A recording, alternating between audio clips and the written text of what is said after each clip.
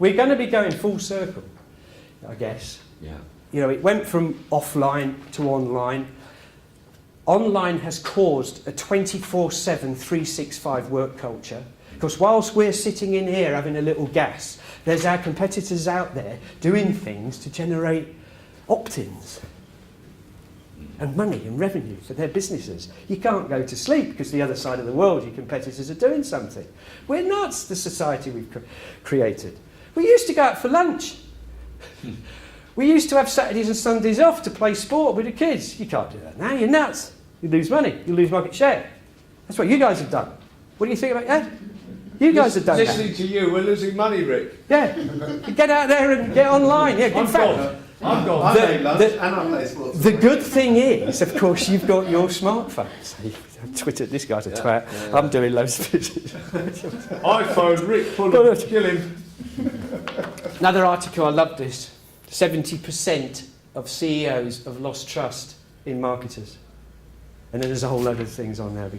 Because people jump on bandwagons. You know, if it ain't bust, if it ain't, what's the phrase? If it ain't broke, don't fix it. Yeah.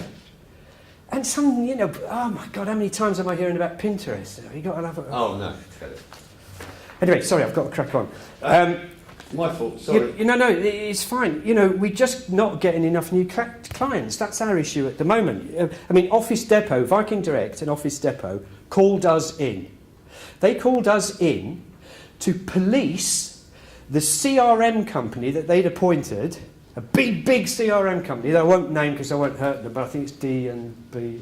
So, to police what they were doing. So between the different offices of Office Depot and Direct around the country, and the different offices of this company, D&B, because they're supposed to be doing single customer view, and they're not doing it properly. So they call it little old TBDA, my boys, to go and sort it out. Now that's a vote of confidence, isn't it? To go and police a much bigger operation than us. But the tragedy is there aren't enough companies doing it. And Rick Pullan was starting to get really bored with it, and that is not good for a company leader, is it? I understand that. Yep. So, final story, rebirth. I hope I'm stringing it together a bit as a sort of story on my commercial evolution. And I'm only 50-something years young, not old. The rebirth is the miraculous act of redemption.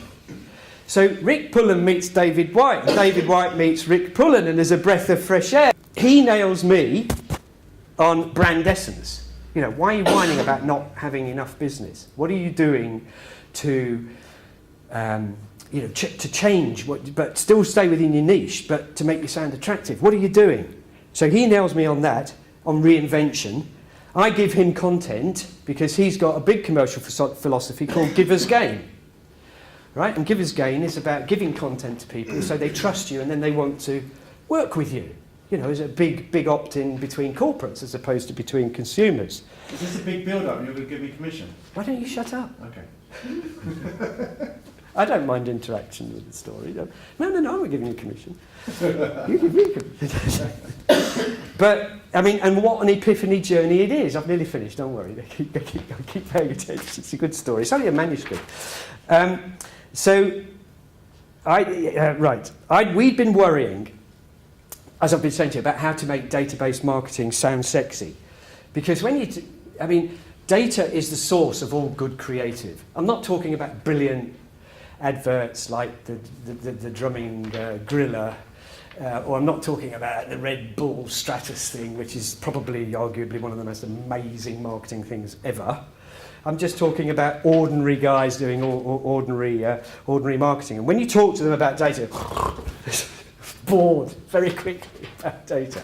But it is massively interesting if you can make it sound interesting. So my guys had come up with this phrase, data detectives. We're data detectives. We're going to help you discover the nuggets of revenue in all your data that you can't find because you're not as good as us. We don't say that, but data detectives discovering revenue nuggets. And what was David's reaction? Bullseye, Rick. Crack on. Really good. redo your website, redo your SEO, redo your pay-per-click, come and work with me. No, I'm joking. But that gave me a lot of confidence. I mean, I'd been talking to a lot of clients about it for quite a few months, and people really like it. They like data detectives and discovering nuggets, because when you discover those nuggets in the data, it gives you a hell of a lot of clues on how to do communication to get more repeat purchase and share of repertoire, and how to get more acquisition, trial, penetration of your target market or your target markets. It might be that the segmentation is not enough and you need to do a lot more segmentation, stuff like that. So that was great. And then meeting David led me to meet, well, David told me about IMA. He told me about the colour coding quite a long time before I met James. I don't know whether you remember. And we said, within this formula, I said, because one thing that you need to do on your customer database is profile it. So if it's consumer, you can use Mosaic or CACI's Acorn, and if you're B2B, you obviously use SIC coding and all sorts of different fancy systems for B2B to profile your customers. So you tell me, brilliant. I can profile. Why can't we profile the database with IMA colours? Fantastic. So we've invented a new profiling system. I met James Knight. I went through the thing, my main business partner as well. I got a good being in sales promotion. I got a 2-for-1 deal. Great promotion from James. So 2 of us trained to be practitioners, my planning director and myself. So we're an 18-year-old company. We started in '94, and now we're being reinvented. We've got a brand new profiling system to help people get more response from customer mailings. There's no case study for that, so we're going to have to almost give it away to start with, to people who want to be early adopters. I spoke to Boots about it on last Friday afternoon. And then I looked at me, and he looked at me, and eventually he went,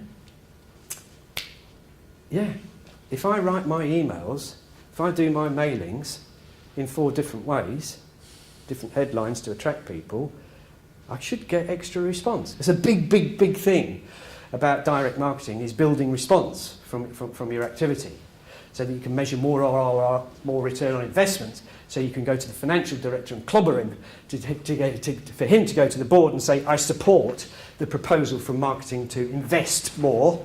Marketing is not a cost, it is an investment.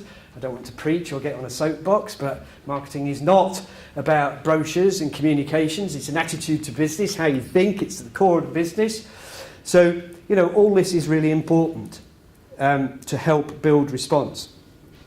And so David had said, so they are redoing our website completely now. That we are completely reinventing ourselves around data detectives and something called the power of 3. Which I'm going to come to in a minute. I've lost something here. Last month we learnt about the power of 3, and you're going to talk about it in a minute? And the power of 3 is really good. So that's really the rebirth of me as not a spring chicken, but I've got tons of energy. I'll keep going. I can keep going for another 15 years helping business develop their business, but you've got to have the right toolbox, you've got to have the right armoury. I feel really confident and energised now because we've the rebirth of the agency is nearly done from the website stuff and everything we've talked through. The planets are nearly in a row. I just want to just show you, this is technology working at its best.